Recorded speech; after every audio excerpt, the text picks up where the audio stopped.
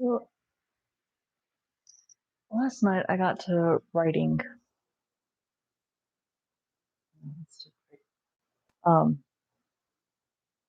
just a bit about where'd it go?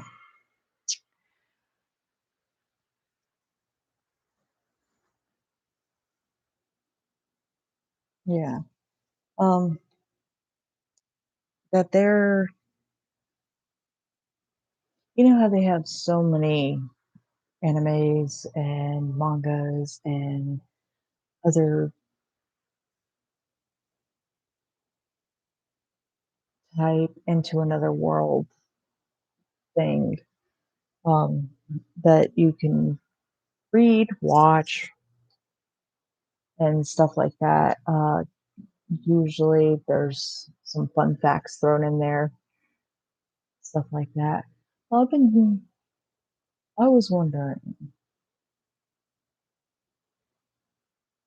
instead of, just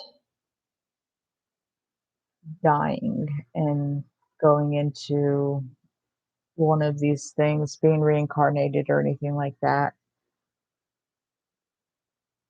which book, movie, video game, TV series, whatever would you go into?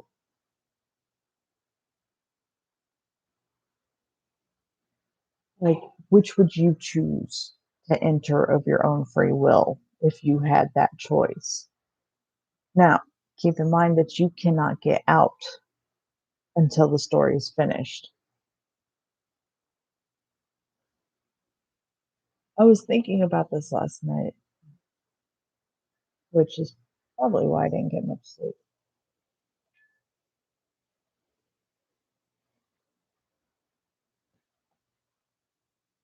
But anyway,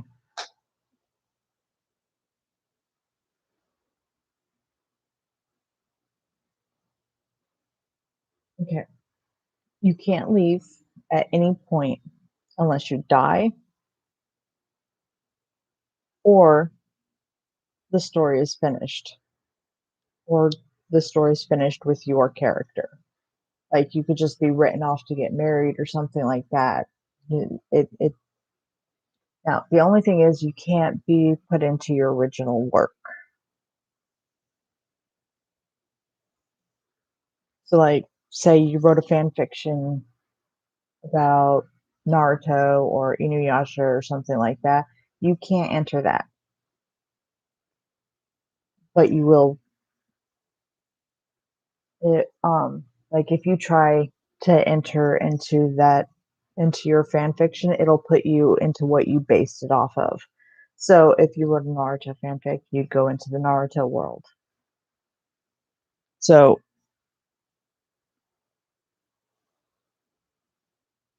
which would you willingly go into if you had the choice?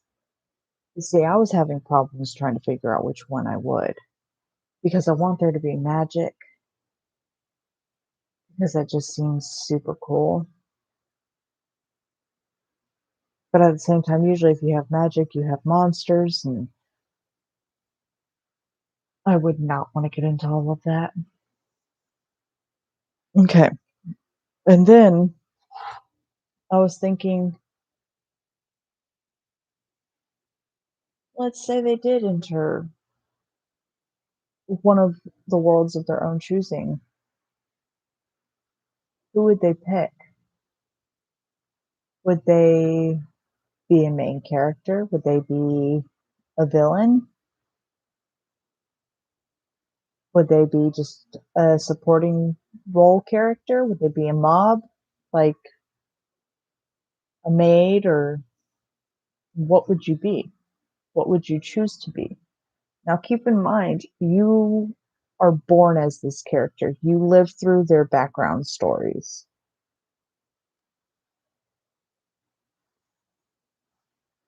And now, when you get to that world, you can change it. but not until you're a teen. Kids go through a rebellious phase, as all kids do. Teenagers, on the other hand, tend to think of,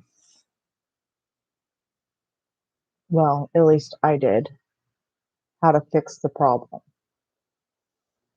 Now, if you knew the character you picked, say you picked a main character,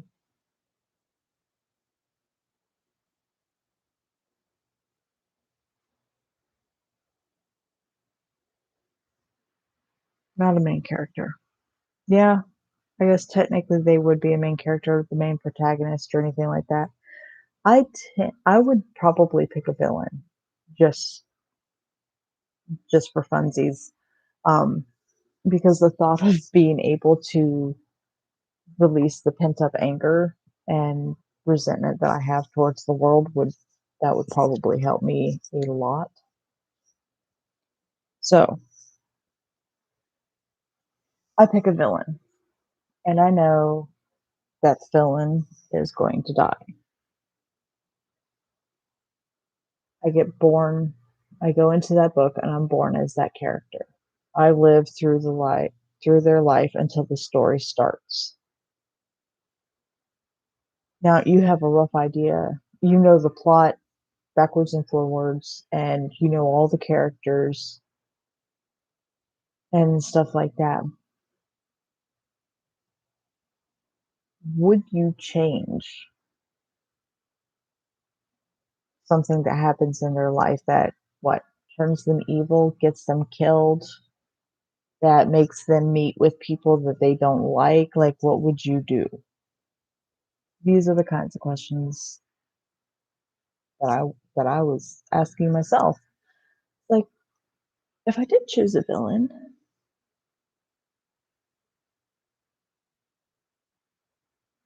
would I change something about their life so that they're not screwed up? Because then at that point, they're not really a villain. But to be fair,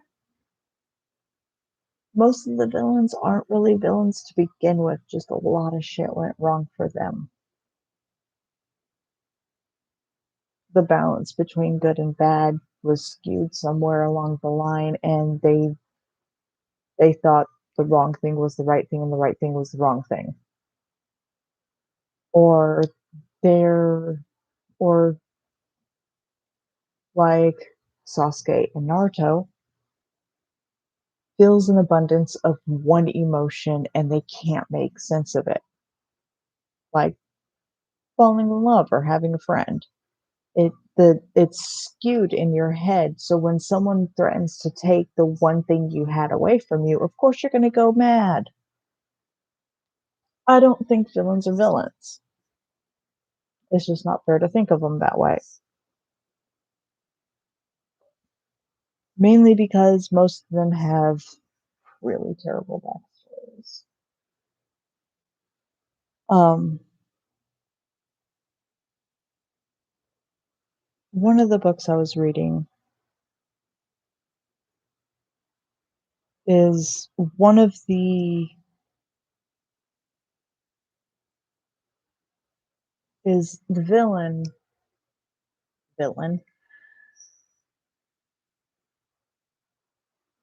his parents, his family, everyone in front of him, his immediately blood relatives, his pregnant mother, his drunk father, aunts, uncles, whatever, are all killed in front of him. And this whole time, he thinks it's this girl's father. Now, he likes the girl, but he doesn't like her father. And he was going to take it out on her and her sister.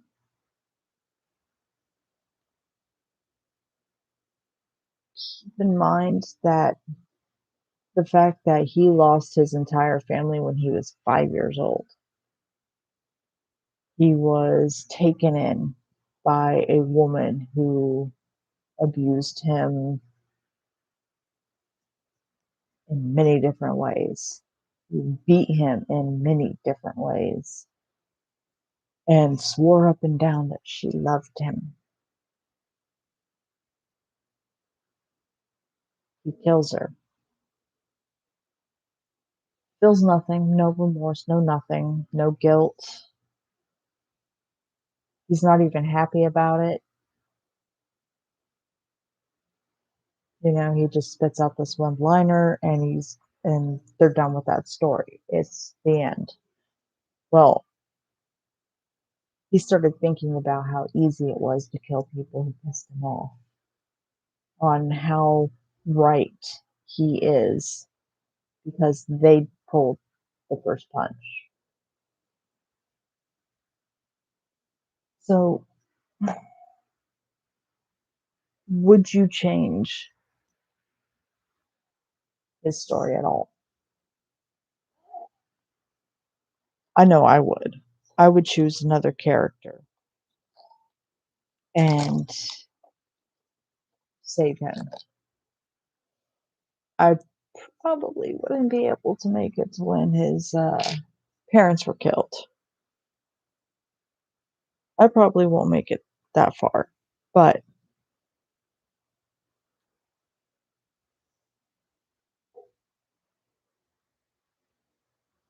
just thinking about the fact that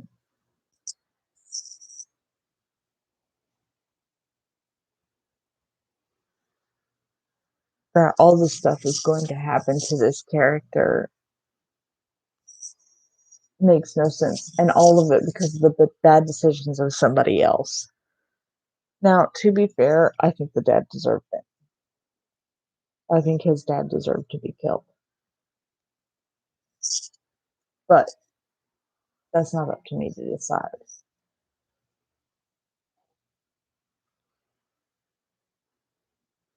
So I just kept thinking about it and I was like, well, if I do save him, then what?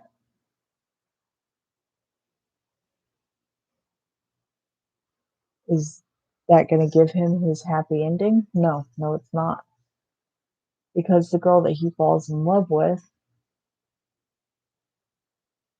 is fated to be with someone else and she'll leave him.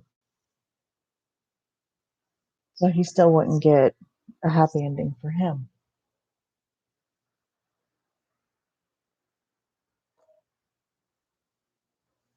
So what would you do? Would you change a catalyst in their life that makes them just go completely insane? Or would you leave it the same but act differently on how you kill people, how you torture people, how you talk to people? Would you change that? There were, you know, that the villain's ending is only death. The villain's ending is death. And this is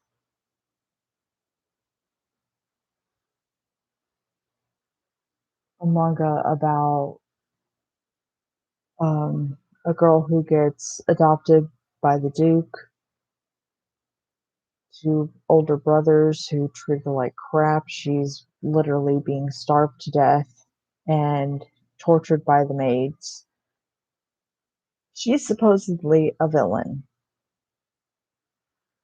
But if you take into account the fact that she lost her mother, and on the day that she lost her mother, she gets adopted.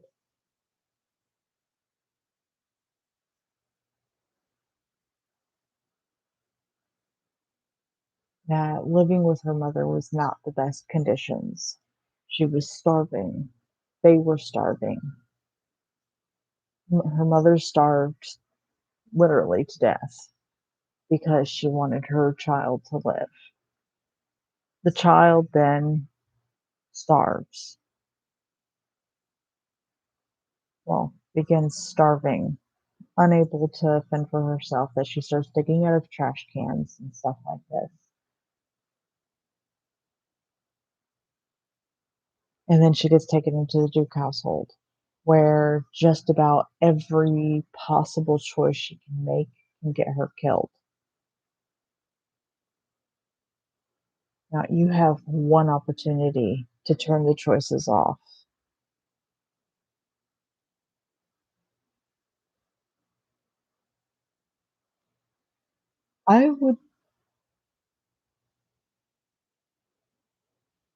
I would probably enter into that type of story because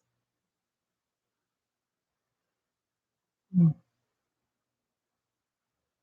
I would probably enter into that type of story. I don't know why, but misery loves company. Um, and you've got one opportunity to turn these horrible choices off that could get you killed in any second. Just one wrong choice, and that's it. You're dead. Um, you get the choices turned off by calling the Duke father and asking for forgiveness or apologizing, something along those damn lines. I never paid much attention. All I know is that she said father. All of a sudden, she has a choice to turn off choices. Isn't it ironic? So, so she turns off the choices and she starts talking herself. I would most likely, I would most likely just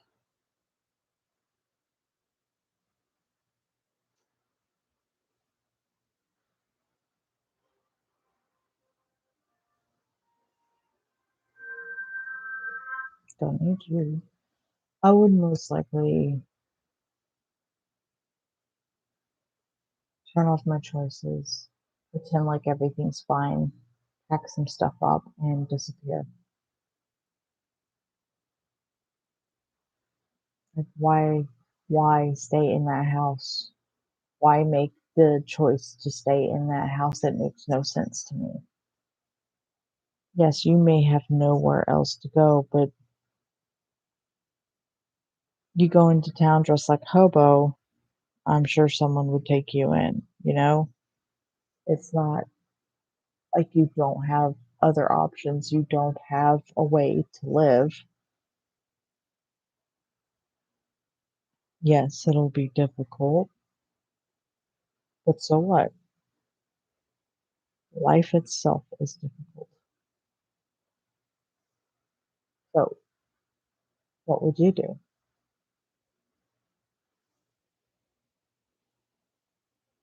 I would probably leave and not make contact with any of the characters just to be on the safe side.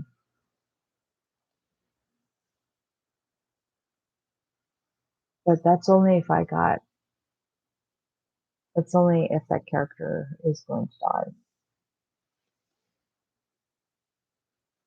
And sometimes the villains don't get killed. Sometimes they just get banished or kicked out of their household, stripped of their title, like whatever. Sometimes that's all it is. And that's not that bad. So keep that in mind. Would you still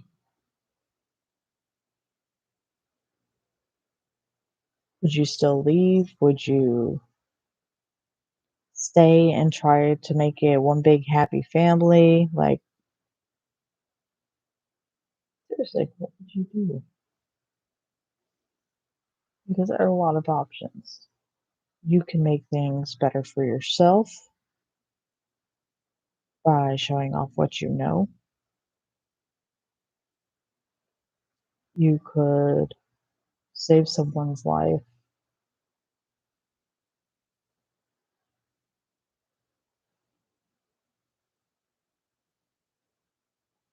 take someone's life. There's always that option too. There are a million different things. Ooh, I'm tired. That you could do. What would you do?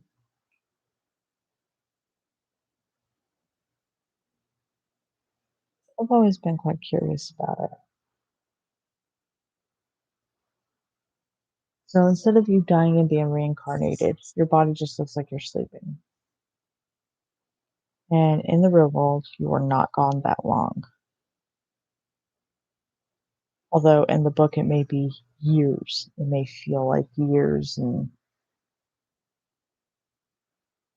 just not just way too much time has passed and you're wondering what's happened to your body. Your body's fine.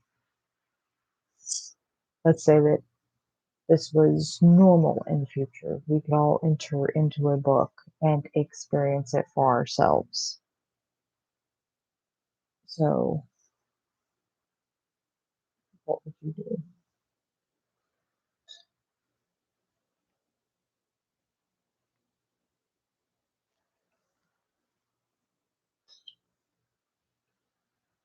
Then let's say while you're in one of these mini worlds, you find out that these worlds are actually real worlds. You're actually being teleported to another world. And these books were stories of someone's life. They're autobiographies. They're narratives. They're their lives. Then what? Would you help them change their life? Like, seriously, what would you do? Would you continue to enter into these worlds and change people's lives? Or have any of y'all read that manga called Persona? Well, it's I became the stepmother of the villain or of the hero, or where is it?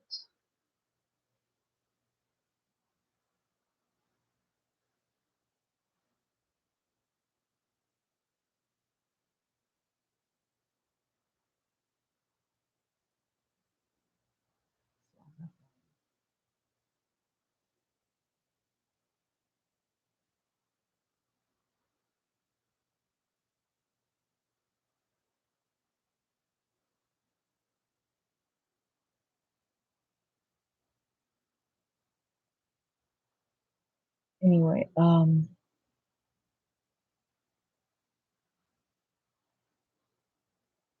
it's one of those typical stories. You get thrown into another world. You're a huge fan of the main character. I believe they named him Abel.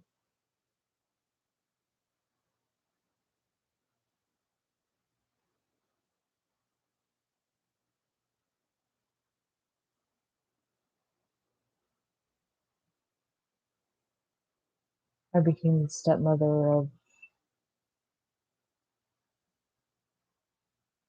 the hero. Villain. I don't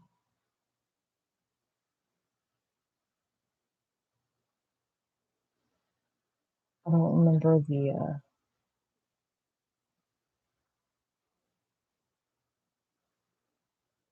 There's a lot of stepmother ones, but this one in particular was a favorite of mine.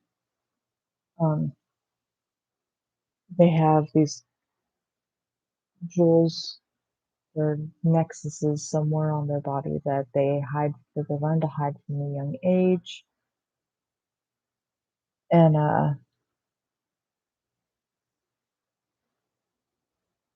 well, this girl enters into a manga of her world called Persona. And as she's there, she learns slowly that Abel's fated person may not be who everyone thought she was. One of the main questions she wanted to ask the author on her way to see him was why he named it Persona, which to me was kind of obvious as to why they name it that. But I guess some people are just want to actually confirm it for themselves, or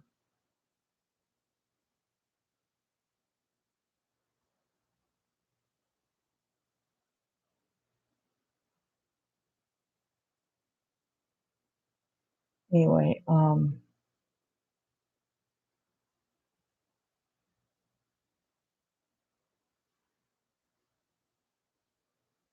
yeah, she enters into this world and wants to keep Abel safe. Um, Basically wants to fangirl over him in a closer proximity, which may come off as kind of creepy to us, but to them, that a parent giving a child love is normal. So it's weird. Anyway,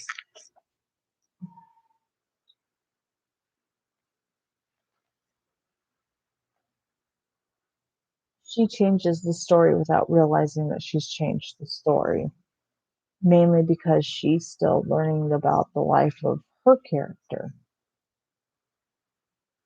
She was protected from a young age, uh, told to take these meds every day, never skip them, anything like that, because she could die. And then she comes to find out that they were suppressing her magic, her her power to heal and stuff like that. And she starts thinking about the story again after getting close to Abel and his dad Hades, and finding out that she has feelings for Abel's dad. So, you know, they actually want to get married and stuff like that. Well, she's finding out the hard way. Her dad rushes over, says, "No, you can't marry him, blah, blah, blah." Even though he told her previously she could do whatever she wanted, she could marry whoever she wanted as long as it wasn't him.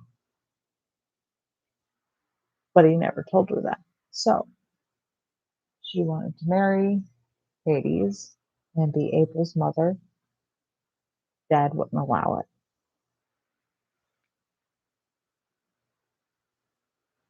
Then the first thing he asks his daughter when he gets into the house, when he storms in, first thing he asks her, "Have you been taking your medicine?"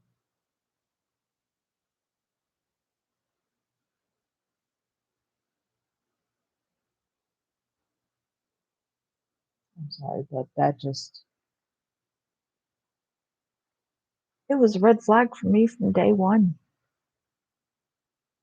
Swore up and down she had a weak heart and all this other crap, and she could marry whoever she wanted type deal. But then you pick someone you want to marry, and all of a sudden it's a no, and you're being asked if you're taking your meds. And to me, big red flags everywhere, just popping up. I'm sorry, I wouldn't take it unless I knew exactly what it was for.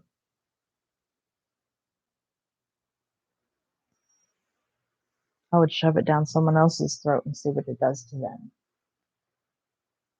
And not only that, it's specifically prescribed by the temple, which is even more suspicious considering the temple in this story is not heavily relied on. But for some reason, whenever they mention her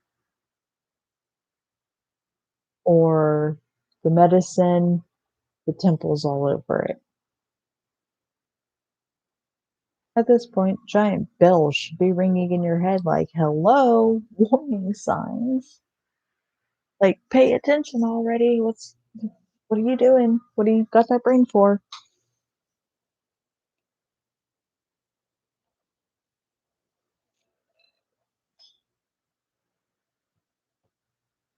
Now, she is like a one-track mind person. So I got that it took her longer to figure this crap out. But because her dad asked her that question, she asks Hades to go and look into the medicine secretly.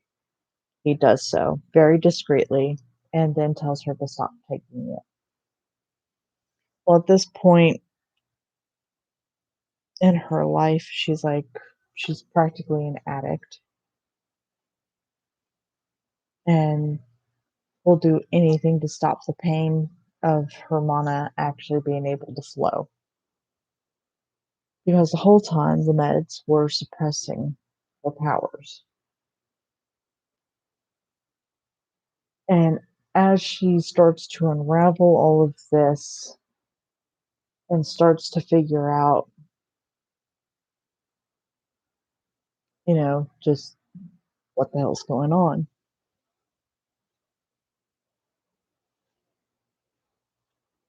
now she has to learn about her magic, keep her nexus hidden, while trying to keep Abel from going completely insane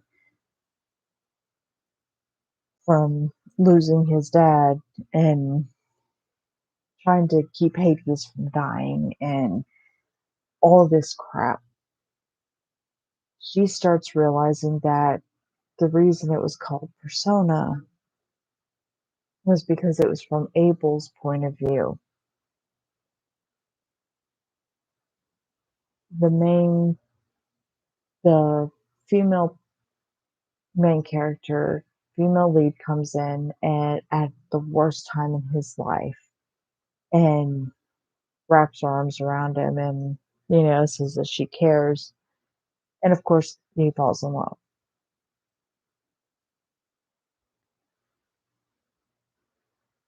But in actuality, she's the bad guy trying to get him to believe in the church and then leaves him for someone else. And he falls apart because the one thing he had in his life was torn away from him. Of course, anyone would go insane from that. So, yeah, I just wanted to know if you could willingly go in and out of books. Well, you can't go out of them until the story is over. But if you could willingly go into a book, which character would you choose? Which life would you choose to leave? Would you change something about that person's life?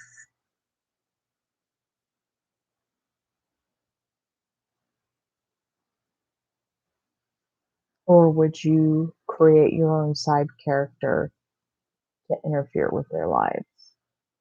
Or just sit there and watch the show? I would probably be like SAO's abridged version of Kirito and just kind of sit back and watch, depending on how good the story is. I would think of it more like a movie.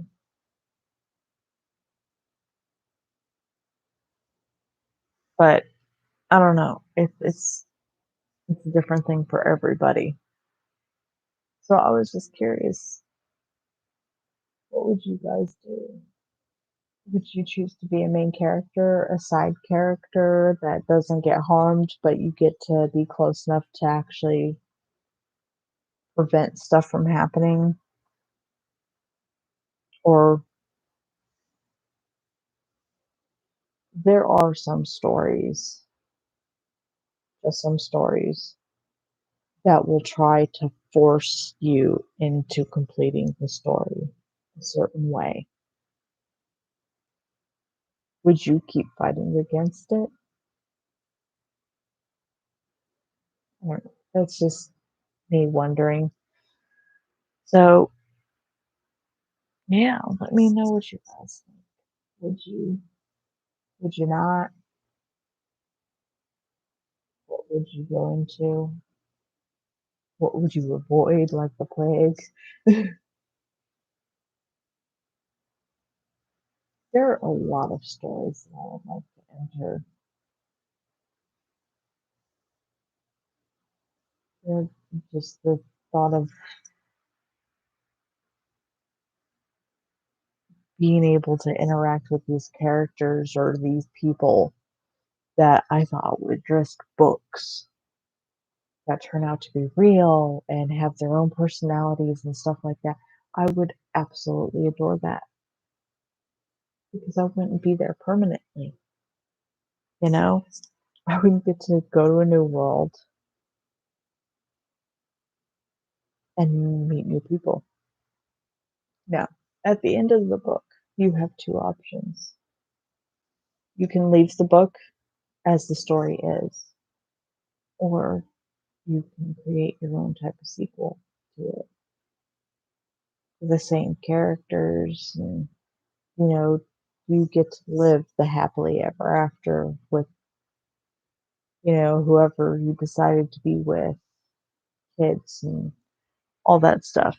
Like, you've got those two choices. Would you stay to live into that world until the end of your character's actual life and then leave, or would you continue to keep going and keep reincarnating into that family and watch the events unfold of your generations and stuff like that?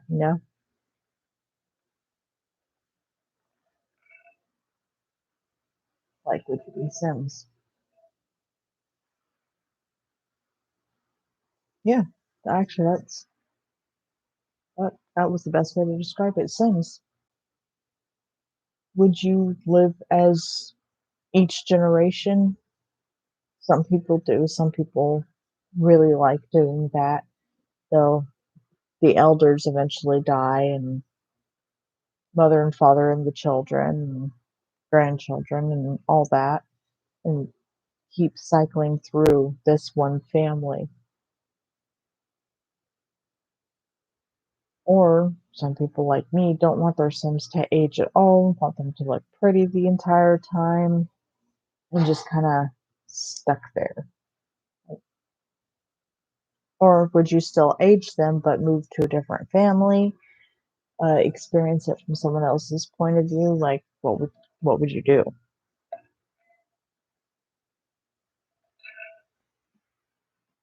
Should describe these Sims from the start. Way to go, brain. You just had to make things way more complicated. People are gonna be like, you took so long to explain this, you could have just said Sims. I could have. I didn't. It's funny, but I didn't. Anyway, I just wanted to know what you guys think.